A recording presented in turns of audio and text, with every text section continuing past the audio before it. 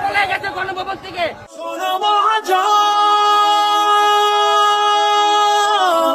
আমি নয় তো একজন। শোনো মহাজন, আমরা অনেকজন।